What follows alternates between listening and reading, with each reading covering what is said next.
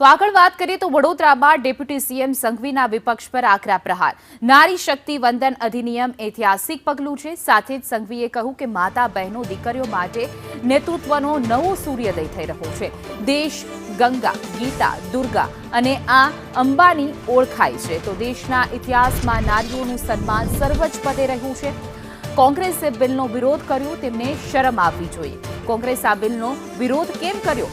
રાહુલ ગાંધીની બહેન સાંસદ બની શકે તો સામાન્ય દીકરી કેમ નહીં?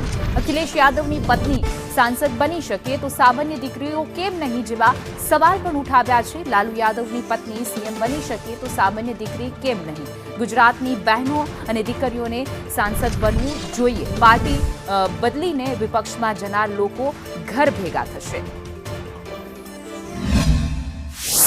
મારે આજે આ વડોદરાની ધરતી પરથી કોંગ્રેસ અને કોંગ્રેસના ટોળાઓને એક સવાલ પૂછવો છે.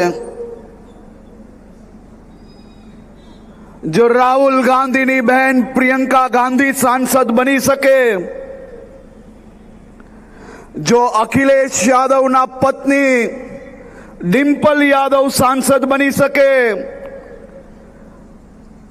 જો લાલુ પ્રસાદ યાદવના પત્ની રાબડી જેવી જો બિહારના મુખ્યમંત્રી બની શકે, તો મારા ગુજરાતની સામાન્ય પરિવારની દીકરી કે સામાજિક ક્ષેત્રે કામ કરતી કોઈ સામાન્ય પરિવારમાંથી આવતી મહિલાઓ કેમ આ દેશની પાર્લામેન્ટમાં ના બેસી શકે? અને કોંગ્રેસે આનો વિરોધ કેના માટે કરવો જોઈએ? જો પ્રિયંકા ગાંધી, ડિમ્પલ યાદવ આ બધા જ સાંસદ બની શકે, તો અહીંયા બેઠેલી મારી બહેનો ધારાસભ્ય કે સાંસદ કેમ ના બની શકે?